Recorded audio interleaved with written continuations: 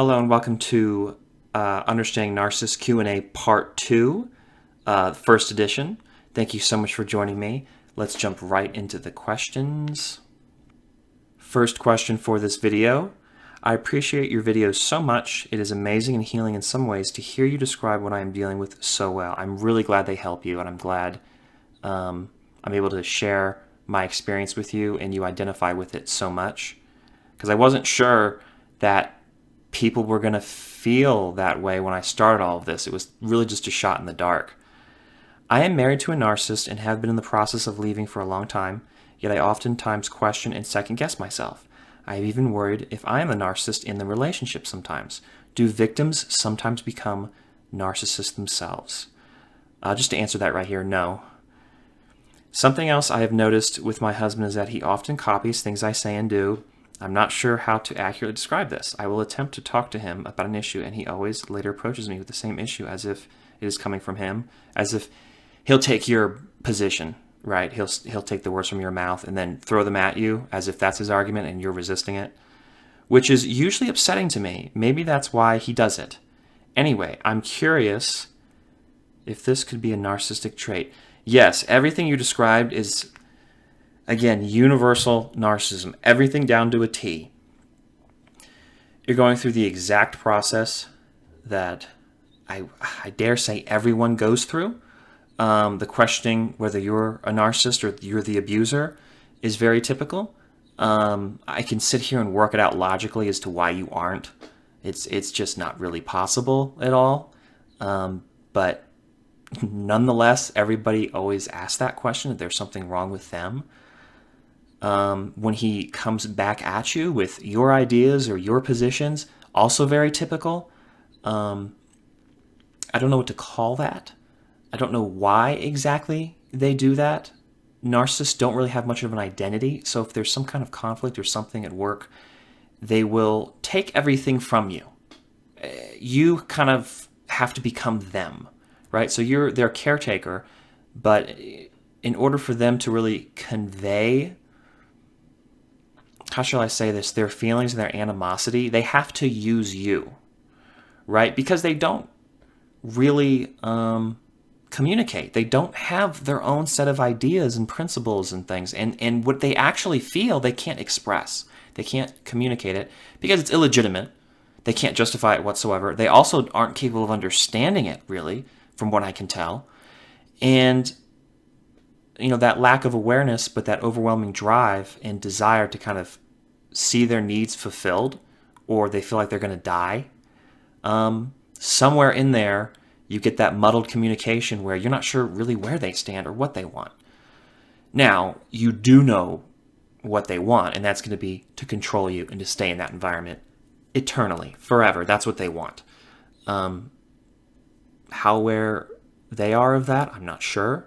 But they will always move towards that conclusion and work to produce that conclusion, undermine you, make you think you're a narcissist, often take your positions and confuse you. That cryptic speech, it's also part of their passive-aggressive nature, where if you're not really clear what they're saying and it's hard to understand, that's just another thing to make it more difficult. Everything about them is difficult. They're not productive. They're not doing anything that's valuable for people. They're not helping people. They're not making people feel good about themselves. They're not improving situations. They're certainly not going to be solving any problems because they leverage problems to manipulate people. So ultimately, this will be a good thing that you're experiencing as you get out of it. But when you're in the hot seat like that, I know it's very unpleasant. The best thing I can tell you is to find the best information you can. And I'm trying to do that the best I can. So I hope I answered your question there. But yeah, no, that's narcissistic behavior, 100%. The next question. You mentioned that narcissists believe in their illusion. Now, I always thought that my abuser was truly angry at me when he was angry and punishing me. My husband is adamant that the narcissistic abuser was not truly angry, but only acting angry in order to bring me down to a more manipulative state of mind. Would my narcissistic abuser have been really angry for real or just acting angry? Or is it possible that there were times when he was genuinely angry and times when he was pretending to be angry? How can I distinguish between the two? What traits would help me identify which was when? Also, I forget in which video you said this and couldn't find it again. Are all narcissists psychopaths? But not all psychopaths are narcissists. Or is it the other way around? By the way, thank you so much for all you do for us all. This Q&A is a wonderful idea as you'll answer questions from others who might have questions I had and hadn't thought of asking. It's a wonderful idea. Thank you. It's a long time coming. I've had it for a long time. Other people I watch do it. It's just a common sense, intuitive thing to do, but I wasn't sure how to handle it because there were some, I think, technical and logistical issues. But thank you for your support and your question. So there's a lot to that question, and I have to answer you this way, as unsatisfactory as it will be, and that is that it's both. It's kind of hard to work out those two questions. They logically make sense, but in the narcissist mind, they don't, because narcissists work a lot differently. Are they really angry, and sometimes do they fake anger? Yes, they're really angry. They feel that you're offending them. They may feel that you've offended them 6 months ago, and that's coming out now. They tend to, when they have a chip on their shoulder, which they do, a humongous chip, they can use that to justify everything. So no, they are really angry when you see them angry. They're not acting in the same way that they're offended. You know what I mean? They're not, and that brings up the psychopathic question, which is psychopath will do anything, like as if they're offended, acting self-righteous to get what they want when they're really not. They don't feel anything at all. Narcissists are feeling it. When you see those overreactions, when you see that self-righteousness, they're feeling it. Now, they will gauge it to what suits them and what benefits them in that moment, right? So it'll become whatever it needs to be for them to get what they want, and they'll believe it. So I would say yes. Yes, they absolutely are angry for the most part. But then there's that other side of your question, which is, well, can they, can they fabricate things in a way to get what they want out of you? Well, yes, they're doing that too. So it's kind of both. That's why I wish I could answer you more succinctly, but I really can't, because we're dealing with narcissists and the narcissist mind, and that's what goes on. And just to complicate things further, I should also add that there are times when, they kind of become children, like babies, like adult babies, and they kind of withdraw into themselves and they wait for you to come to them and tend to them. And if you don't, they become very angry. That's genuine anger. But they're manipulating you in that instance too, because they're like, oh, I can't, and you're supposed to go comfort them and tend to them. And it's like, well, that's manipulative. Do they really feel that way? Yes and no, though. It's a maneuver to get you, but they're also, that's really a moment of, I think, honest expression from them, because they feel that way. So that's where it's a really hard question to answer. There's an admixture there. And it's always at work and it's always going, and I don't think they know. I don't think I can really know. And it may not matter all that much when it comes down to it, in the long term, dealing with narcissists. But nonetheless, it's still going on. It's something you're going to experience, and everyone's probably going to experience. And it probably won't inform how you move forward. I don't think you'll be able to identify the difference between the two for the most part, unless it's really explicit where they're just outright trying to manipulate you. But that's something that's so shallow and easy to sort of make out from that really deep ingrained and, dare I say, heartfelt response, which is real.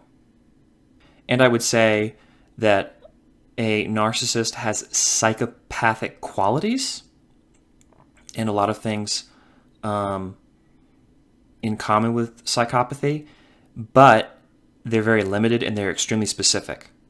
So as far as not feeling empathy for others, yeah, I don't think they feel empathy for others, not in any really mature way. They really don't care about you, and they can't, and they never will. But a psychopath is not a narcissist, in my opinion. They're completely different things. And so that's the distinction that I would make. Next question. NPD in bipolar disorder. My ex, who I believe is NPD and BLD, has been diagnosed with bipolar and given tablets. I am no contact, but he comes to tell me things at my front door. Always trying to show me how nasty I was to him. I was in fact very nasty to him. I am now left with thoughts of, was his behavior narcissistic or bipolar? I really do understand both, having done lots of research. Any thoughts on this? It's a good question because narcissists can be comorbid. They have all kinds of things going on. And that really complicates it further. I don't have a whole lot to say except that it happens. And maybe, like say in bipolar disorder or other mood disorders, they can exacerbate their narcissism and drive them to certain things, but they're still narcissists. And so the narcissistic behavior you see is the narcissist side. So like coming to your door, for instance, and hounding you, he could be worked up. He could be highly emotional and reactive and feel that you were so nasty to him. Like I can kind of see both traits playing in there, but it's also very typical for narcissists to just never leave you alone. And so can I say that they become intertwined and form this new type of sort of pattern of behavior that I can't really hope to describe because it's completely different, because it's a mixture of the two? Or can you take them separately and say, oh, this is very narcissistic. This is maybe being exacerbated by, the ups and downs of bipolar. I really don't know. But I will say that it's something people have to contend with that I don't really have as much experience in, I don't think. So it's hard for me to say. And that's a question hopefully we can answer better in the future with research and whatever else. But good question. Thank you for asking. The next question is, I would like to know why one would feel guilty, as I do, for breaking up with a narcissist. Maybe a question about why that happens. Thanks, and I love your channel, and it has helped me so much. Thank you for your support. I really appreciate you and your question. This is a great question. Why do you feel guilty? Because you were meant to feel guilty. Someone, probably before the narcissist, and during your formative years as a child, led you to believe that the life is best lived when you're tending to someone all the time and sacrificing your own happiness for their sake so that they could be satisfied in that moment and not throw a fit and not have a problem. So I would say, as in previous questions I've answered, there's a pattern, and you feel guilty, and you're inclined to go tend to them and help them and make them feel better and dote on them because that's what they want, because you have that part in you that really compels you to do so. Just like they're compelled to go find someone like you to abuse, you're compelled to welcome them with open arms. Now, that means that you're a sweet, kind, and loving person. That's a wonderful thing. But it also means that you are very exposed and vulnerable to this kind of person, this kind of narcissistic, grinding, never-ending abuse. But fortunately, it does not follow that just because you're a sweet and kind and loving person that you have to be with a narcissist. Okay, they're separate things. They are not worthy of your love and affection. And they're also never going to return it.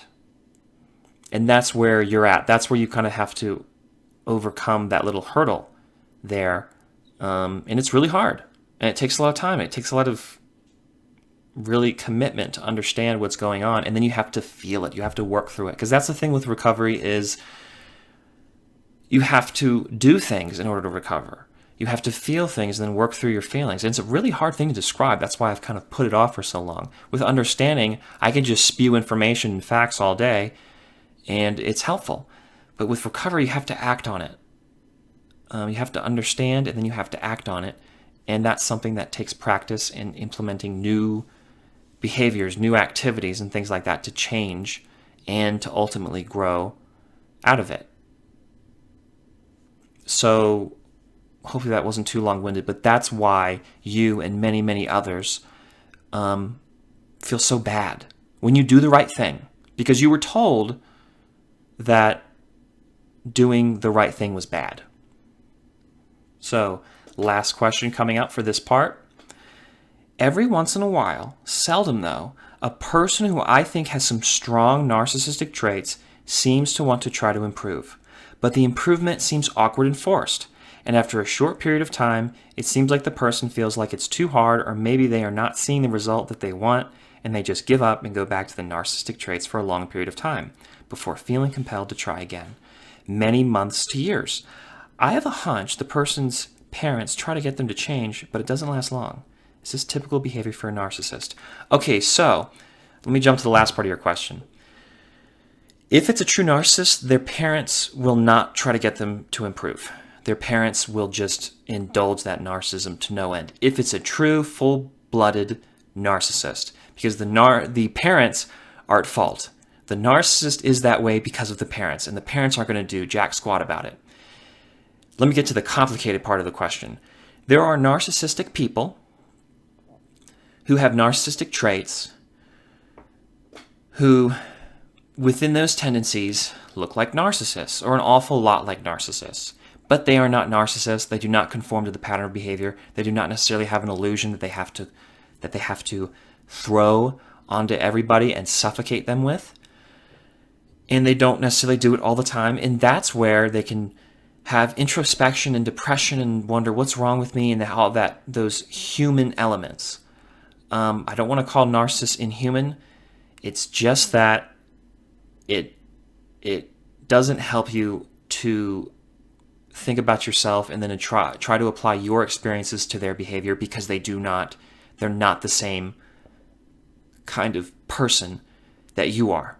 So there is so much complexity regarding what a narcissistic person can do and what they can feel, and then trying to improve, and what they can acknowledge in their own destructive behaviors.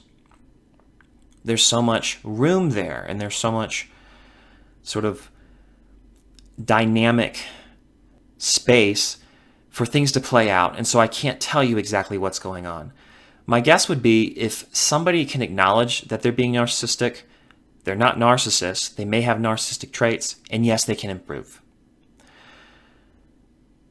Let me throw yet another curveball into that.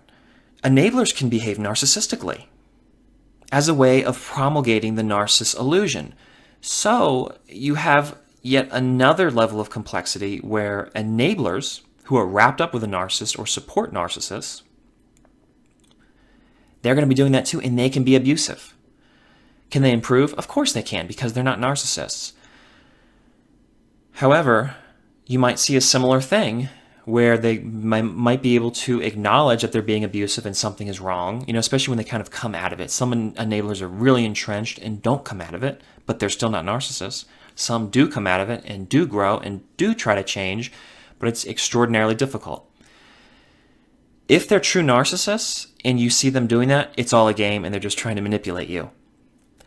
So, couples therapy, counseling, a narcissist will get in there to try to manipulate their partner, their spouse.